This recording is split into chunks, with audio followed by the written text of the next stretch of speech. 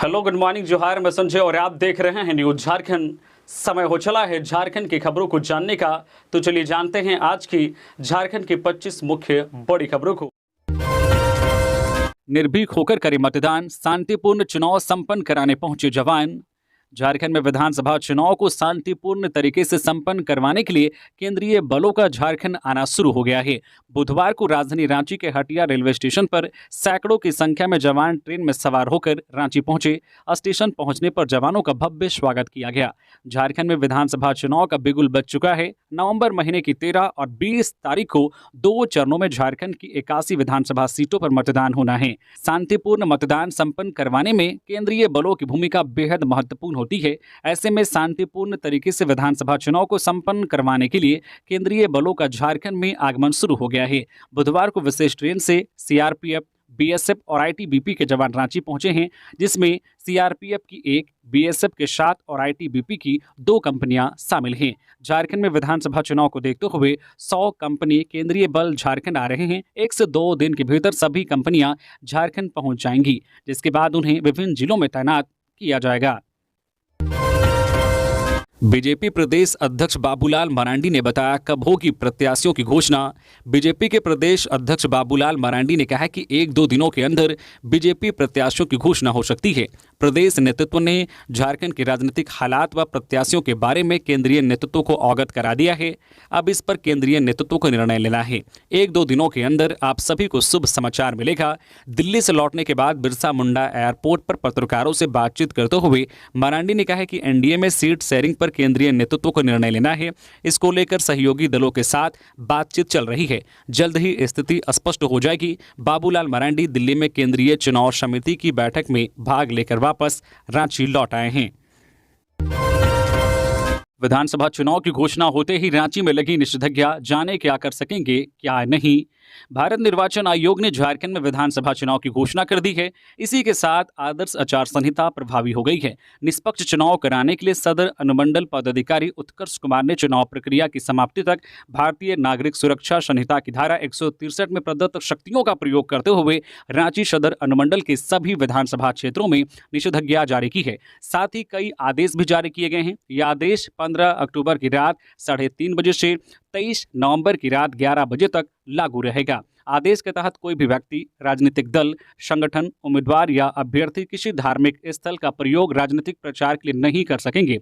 साथ ही सांप्रदायिक भवन को भड़काने का काम नहीं करेंगे। ध्वनि विस्तारक यंत्र का प्रयोग रात 10 बजे से सुबह 6 बजे तक वर्जित रहेगा। इस दौरान किसी सार्वजनिक सरकारी संपत्ति पर नारा लिखना, पोस्टर, पंपलेट चिपकाना, पार्टी विशेष का झंडा लगाना, सार्वजनिक सड़कों पर बैनर लगाना, होर्डिंग लगाना एवं तोरण द्वार लगाने पर प्रतिबंध लगाया गया है। सरकारी स्वामित्व वाले गेस्ट हाउस भवन का कोई भी हिस्सा किसी भी राजनीतिक गतिविधि, सभा या बैठक के लिए उपयोग नहीं किया जा सकेगा। चुनावी तपिश के बीच रांची में बेमौसम बारिश, जाने आने वाले दिनों में कैसा रहेगा मौसम का मिजाज। झारखंड में चुनावी तपिश के बीच बेमौसम बारिश से जनजीवन प्रभावित हुआ है। बुधवार को शाम होते ही रांची में काफी देर तक झमाझम बारिश होती रही। सुबह से ही आसमान में बादल छाए रहे। मौसम केंद्र के मुताबिक बंगाल की खाड़ी के दक्षिण पूर्व में डिप्रेशन की वजह से मौसम के मिजाज में बदलाव हुआ है। बुधवार को रांची के अलावा धनबाद, गुमला, पूर्वी सिंहभूम, पश्चिमी सिंहभूम, खूंटी और लोहरदगा के कई हिस्सों में मेघ गर्जन के साथ बारिश हुई है।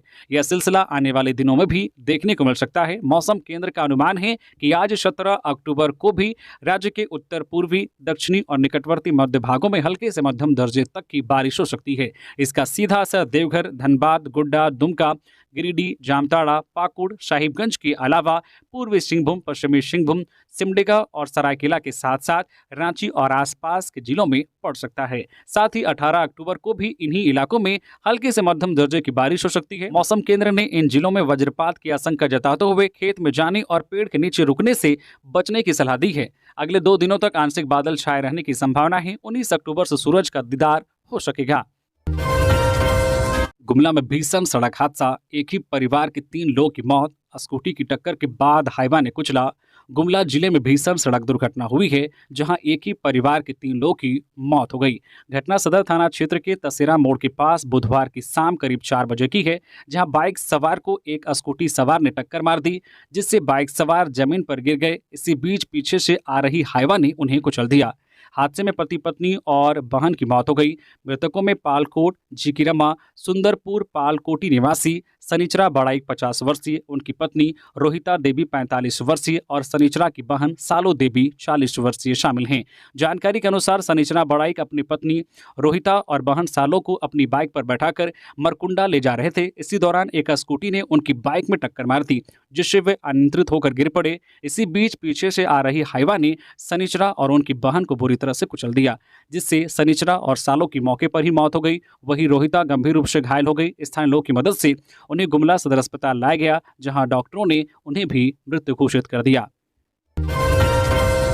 झारखंड पार्टी 20 सीटों पर लड़ेगी चुनाव, कहा सरकार बनाने में हमारी भूमिका रहेगी अहम। झारखंड पार्टी राज्य के 20 विधानसभा सीटों पर चुनाव लड़ेगी। पार्टी प्रमुख एनोस एक्का ने बुधवार को 5 सीटों के लिए उम्मीदवारों की घोषणा कर दी है। रांची के कार्निवल बैंक्वेट हॉल में आयोजित प्रेस कॉन्फ्रेंस में बताया गया है कि मनोहरपुर से महेंद्र जमुदा, सिमडेगा से आयरीन एक्का, चाईबासा से कोलबंस हांसदा, कांके से अनिल कुमार पासवान और कोलेबिरा से संदेश एक्का को उम्मीदवार बनाया गया है। नई सरकार बनाने में झारखंड पार्टी की भूमिका अहम रहेगी। एनोस एक्का ने बताया है कि 2 दिन के बाद बचे हुए सीटों पर उम्मीदवारों की घोषणा कर दी जाएगी। उन्होंने कहा है कि झारखंड के हित की बात करने वाले और समान विचारधारा वाले दलों से भी गठबंधन किया जाएगा। जो भी नई सरकार बनेगी उसमें झारखंड पार्टी की भूमिका अहम होगी। केंद्रीय कर्मचारियों को सरकार ने दिया दिवाली तोहफा, डीए में 3% की बढ़ोतरी, 49 लाख केंद्रीय कर्मचारियों को होगा फायदा। केंद्रीय कर्मचारियों को मिलने वाले महंगाई भत्ते डीए में 3% की बढ़ोतरी की गई है। बुधवार को हुई कैबिनेट मीटिंग में डीए बढ़ोतरी पर फैसला हुआ। दिवाली से पहले हुई इस बढ़ोतरी के बाद महंगाई भत्ता 50% से बढ़कर 53% हो गया है। इसका फायदा करीब 49 लाख 18 हजार केंद्रीय कर्मचारियों और 64 लाख 89 हजार पेंशनर्स को होगा। डीए हर 6 महीने में बढ़ता है। बढ़ा हुआ डीए 1 जुलाई से लागू होगा, यानी कर्मचारियों को 3 महीने का एरियर मिलेगा। झारखंड की स्वास्थ्य व्यवस्था की खुली पोल, दिल का दौरा पड़ने के बाद सांसद को अस्पताल ले जा रही एम्बुलेंस का बीच रास्ते में डीजल खत्म। झारखंड में स्वास्थ्य व्यवस्था लचर होती जा रही है। इस लचर व्यवस्था का खामियाजा राज्य के आम लोग तो छोड़िए, सांसद तक को भुगतना पड़ रहा है। ताजा मामला झारखंड के चतरा लोकसभा क्षेत्र के सांसद कालीचरण सिंह को दिल का दौरा पड़ने के बाद रांची स्थित रिम्स भेजा जा रहा था। इस दौरान एम्बुलेंस का डीजल बीच रास्ते में खत्म हो गया, जिससे स्थिति अत्यंत गंभीर हो गई। सांसद के बेटे ने अपनी जेब से पैसे खर्च करके डीजल भरवाया और तब जाकर सांसद को रांची लाया गया। घटना के बाद स्वास्थ्य विभाग में हड़कंप मचा हुआ है। वहीं इस मामले पर झारखंड के स्वास्थ्य मंत्री बन्ना गुप्ता ने गंभीरता से संज्ञान लिया है और जांच के आदेश दिए हैं। उन्होंने कहा कि यदि सांसद की जगह कोई अन्य होता तो उसकी जान जा सकती थी। या लापरवाही स्वास्थ्य विभाग की कार्यप्रणाली पर सवाल उठाती है। 260 कस्तूरबा स्कूलों के कर्मी गए हड़ताल पर, 1,25,000 छात्राओं की पढ़ाई बंद। झारखंड शिक्षा परियोजना परिषद कर्मियों के साथ साथ कस्तूरबा गांधी बालिका आवासीय विद्यालय के कर्मी भी पूर्ण हड़ताल पर चले गए हैं। राज्य में चल रहे 203 कस्तूरबा गांधी बालिका आवासीय विद्यालय और 57 झारखंड बालिका आवासीय विद्यालय के लगभग 1200 वार्डन, पूर्णकालीन शिक्षिकाएं और शिक्षकेतर कर्मी पूर्ण रूप से हड़ताल पर चले गए हैं। इसके कारण राज्य की लगभग 1,25,000 छात्राओं की पढ़ाई लिखाई और छात्रावास व्यवस्था पूर्ण रूप से बंद हो गई है। पूर्व में झारखंड शिक्षा परियोजना परिषद के 2500 कर्मियों के साथ कस्तूरबा विद्यालयों की शिक्षिकाओं ने अपनी 3 सूत्री मांगों को लेकर 5 अक्टूबर को जिला स्तरीय और 7 व 8 अक्टूबर को राज्य स्तरीय धरना प्रदर्शन राजभवन के समक्ष किया था। सरकार द्वारा उचित पहल नहीं किए जाने के बाद इनके द्वारा 15 अक्टूबर से अनिश्चितकालीन हड़ताल का पत्र मुख्यमंत्री, सचिव और राज्य परियोजना निदेशक को दे दिया गया। दुर्गा पूजा के बाद कस्तूरबा विद्यालय खुलने पर भी अभिभावकों ने छात्राओं को स्कूल नहीं पहुंचाया। कस्तूरबा कर्मियों की मुख्य मांग 50% वेतन वृद्धि, पेंशन, समूह बीमा और सेवा नियमितीकरण है। गैस सिलेंडर के सिंबल पर जदयू लड़ेगी झारखंड विधानसभा का चुनाव। नीतीश कुमार की पार्टी जनता दल यूनाइटेड झारखंड में गैस सिलेंडर के सिंबल पर चुनाव लड़ेगी। चुनाव आयोग की ओर से इसकी आधिकारिक घोषणा कर दी गई है। विधानसभा चुनाव के तारीखों का ऐलान हो चुका है। बता दें कि झारखंड में जदयू एनडीए गठबंधन का हिस्सा है। एनडीए की ओर से अब बहुत जल्द प्रत्याशियों की सूची जारी कर दी जाएगी। एनडीए गठबंधन में जदयू के साथ सीट शेयरिंग का फॉर्मूला लगभग तय माना जा रहा है। झारखंड चुनाव प्रभारी खीरू महतो के बयानों के मुताबिक जदयू आलाकमान 9 से 10 सीटों पर चुनाव लड़ने की इच्छा जताई थी। हालांकि सूत्रों के अनुसार जदयू को 2 सीटें ही मिलने जा रही है और इस पर केंद्रीय नेतृत्व की सहमति बन चुकी है। जानकारी हो कि जमशेदपुर पूर्वी से निर्दलीय विधायक सरयू राय हाल के दिनों में जदयू ज्वाइन कर ली है। इससे यह साफ हो गया है कि जमशेदपुर पूर्वी की सीट जदयू के खाते में चली गई है। इसके अलावा दूसरी सीट कौन सी होगी, इस पर फिलहाल संशय बरकरार है। गोड्डा से दिल्ली के लिए एक और एक्सप्रेस ट्रेन शुरू। रेलवे ने गोड्डा वासियों को नई दिल्ली के लिए नई एक्सप्रेस ट्रेन का तोहफा दिया है। इस ट्रेन का शुभारंभ बुधवार को शुरू हुआ। गोड्डा रेलवे स्टेशन से यह ट्रेन अपने निर्धारित समय सुबह 10 बजे नई दिल्ली के लिए रवाना हुई।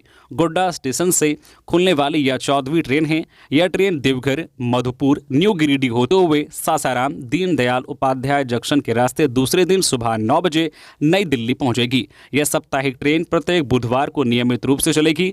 पहले दिन ही काफ़ी संख्या में यात्री इस ट्रेन से गए। इससे पूर्व गोड्डा से दिल्ली के लिए हमसफर ट्रेन का परिचालन शुरू किया गया था, जो वाया भागलपुर नई दिल्ली को जाती है। सुविधा ऐप से प्रत्याशियों को नामांकन प्रक्रिया में मिलेगी मदद। विधानसभा निर्वाचन की घोषणा के उपरांत मुख्य निर्वाचन पदाधिकारी ने की सभी मान्यता प्राप्त राजनीतिक दलों के साथ बैठक के बाद मुख्य निर्वाचन पदाधिकारी के रवि कुमार ने कहा है कि विधानसभा आम निर्वाचन की घोषणा के साथ ही राज्य में आदर्श आचार संहिता लागू हो गई है। इस दौरान सभी राजनीतिक दलों एवं निर्वाचन में भाग लेने वाले प्रत्याशियों के लिए भारत निर्वाचन आयोग द्वारा कुछ आवश्यक दिशा निर्देश जारी किए गए हैं। इसका अनुपालन कर स्वच्छ, निष्पक्ष एवं शांतिपूर्ण मतदान सुनिश्चित होगा। निर्वाचन प्रक्रिया में सभी के लिए समान अवसर प्राप्त हो, इस उद्देश्य से प्रत्येक प्रत्याशियों द्वारा निर्वाचन के दौरान 40 लाख रुपए की खर्च सीमा तय की गई है। प्रत्याशियों के खर्च में पारदर्शिता लाने के लिए खर्च का ब्यौरा की पंजी जिला निर्वाचन पदाधिकारी के कार्यालय में जमा करानी होगी। इस पंजी का जिला निर्वाचन पदाधिकारी के द्वारा उनके कार्यालय की वेबसाइट पर सार्वजनिक की जाती है। वह बुधवार को विधानसभा निर्वाचन हेतु आदर्श आचार संहिता लागू होने के उपरांत सभी मान्यता प्राप्त राजनीतिक दलों के साथ बैठक कर रहे थे। मुख्य निर्वाचन पदाधिकारी ने मान्यता प्राप्त राजनीतिक दलों के प्रतिनिधियों को बताया है कि निर्वाचन आयोग द्वारा सुविधा ऐप बनाया गया है, जिसके इस्तेमाल से प्रत्याशियों द्वारा नामांकन प्रक्रिया में उपयोग होने वाले सभी आवेदनों को भरा जा सकता है। विधानसभा चुनाव। चौपारण में वाहन जांच के दौरान एक यात्री के पास से 6,22,970 रुपए बरामद। आगामी झारखंड विधानसभा चुनाव 2024 के मद्देनजर आदर्श आचार संहिता के प्रभावी होने के उपरांत हजारीबाग के जिला निर्वाचन पदाधिकारी सह डीसी नैन्सी सहाय ने जिले के सभी चेक नाकों व विभिन्न स्थलों पर गहन सतर्कता बरतने के साथ साथ जांच अभियान चलाने के आदेश दिए हैं। इसी क्रम में बुधवार को प्रातः 8:30 बजे चौपारण थाना गेट के सामने अंचल अधिकारी संजय कुमार यादव एवं चौपारण एवं जो विंदेश्वर महतो सहित अन्य बलों के साथ संयुक्त वाहन चेकिंग चलाया। इस दौरान महारानी बस में एक व्यक्ति के पास से एक बैग में रखे बैग से नगद राशि कुल 6,22,970 रुपए बरामद हुआ। पूछताछ के क्रम में संबंधित व्यक्ति कमलेश प्रसाद शर्मा, पिता गया प्रसाद शर्मा, बरंडी थाना बाराचट्टी जिला गया बिहार के द्वारा इस कैश के बारे में कोई स्पष्ट जानकारी नहीं दी गई, कोई कागजात प्रस्तुत नहीं किया गया। तत्पश्चात वरीय पदाधिकारी एवं जो है FST के दंडाधिकारी प्रदीप कुमार पासवान को इस संबंध में जानकारी दी गई तथा आचार संहिता के प्रावधानों के अनुसार विधिवत बरामद राशि का जब्ती सूची बनाकर उसे जब्त किया गया। जब्त रुपए एवं पकड़े गए व्यक्ति को अग्रतर कार्रवाई हेतु FST टीम के दंडाधिकारी को सौंपा गया। गिरिडीह के डुमरी में पुलिस जीप का टायर फटने से हादसा, ड्राइवर की मौत, 2 जवान घायल।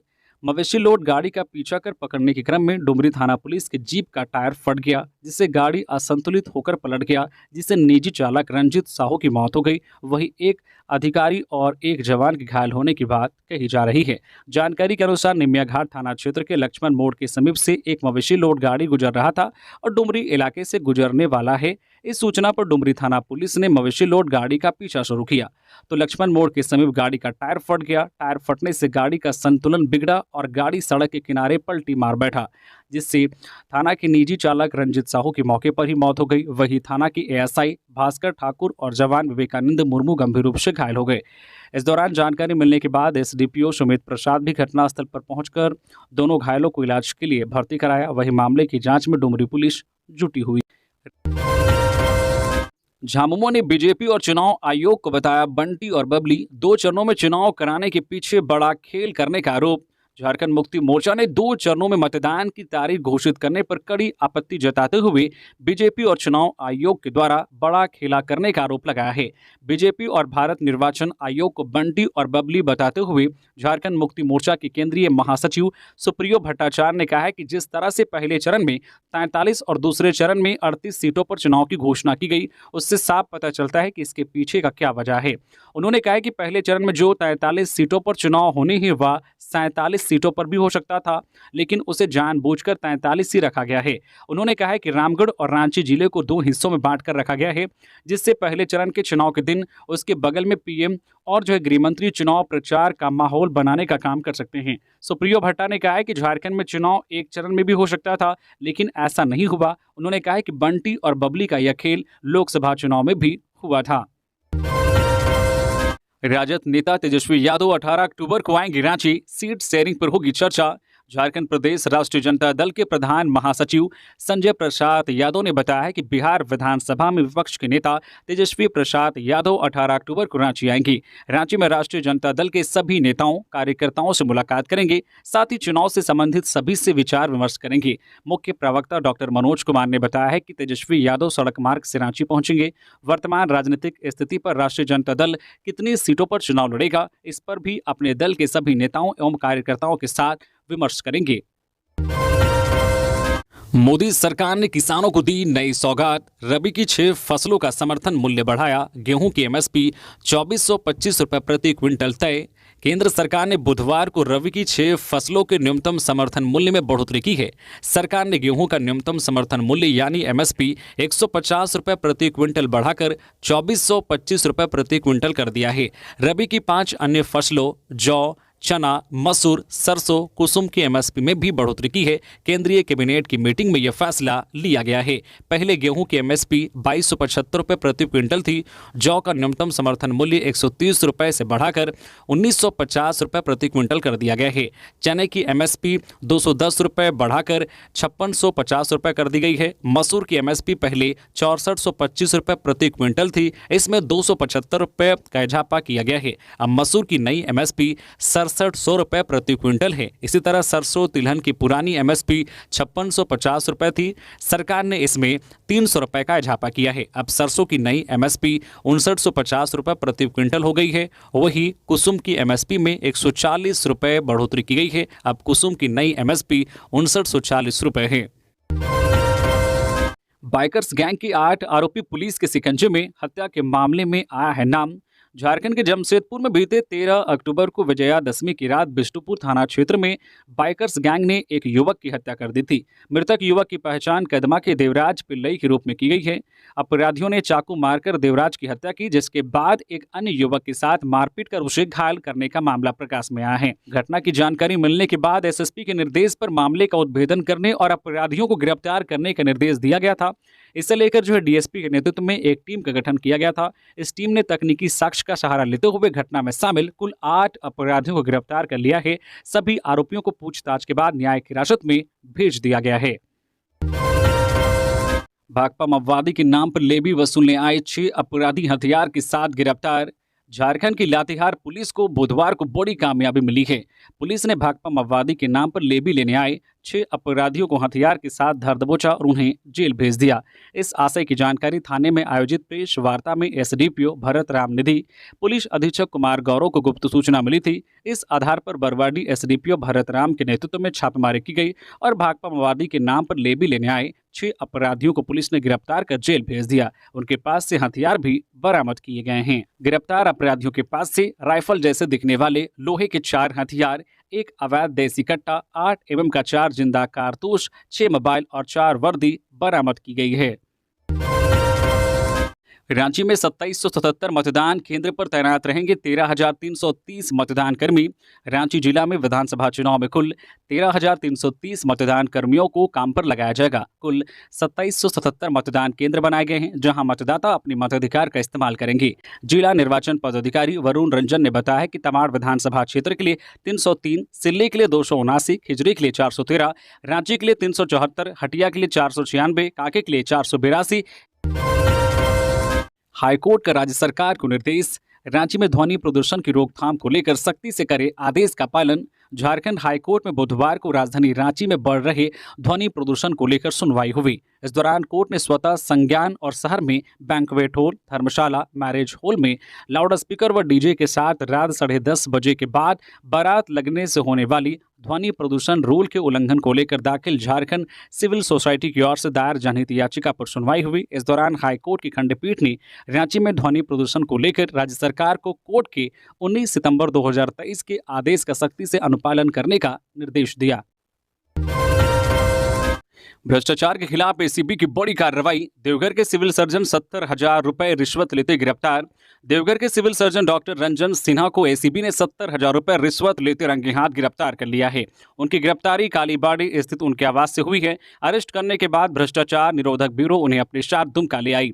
जानकारी के मुताबिक उसने अस्पताल से जुड़े किसी काम को लेकर 1.5 लाख रुपए की मांग की थी। जानकारी के मुताबिक बंगाल नर्सिंग होम चलाने वाले महफूज आलम ने मधुपुर में 10 बेड का अस्पताल खोला है। उन्हें अपने अस्पताल का 9 जून 2024 तक रिन्यूअल कराना था। इस दौरान उन्हें गोल ब्लैडर का ऑपरेशन कराना पड़ा, जिस कारण उन्होंने 24 दिन देर से अपने अस्पताल का रिन्यूअल कराने के लिए देवघर सिविल सर्जन कार्यालय में आवेदन जमा किया। जब कई दिनों तक उनके आवेदन पर कोई कार्रवाई नहीं हुई तो उन्होंने इसकी जानकारी देवघर के civil surgeon doctor Ranjan Sinha से ली। डॉक्टर रंजन सिन्हा ने उसने इस काम के लिए 1 लाख रुपए की मांग की। जब उन्होंने इतनी बड़ी रकम देने में असमर्थता जताई तो सिविल सर्जन ने उन्हें 3 से 4 किस्त में यह रकम अदा करने को कहा। बाद में डॉक्टर रंजन ने घूस की रकम बढ़ाकर 1.5 लाख रुपए कर दी। आवेदक यह रकम नहीं देना चाहता था, इसलिए उन्होंने इसकी शिकायत एसीबी से की।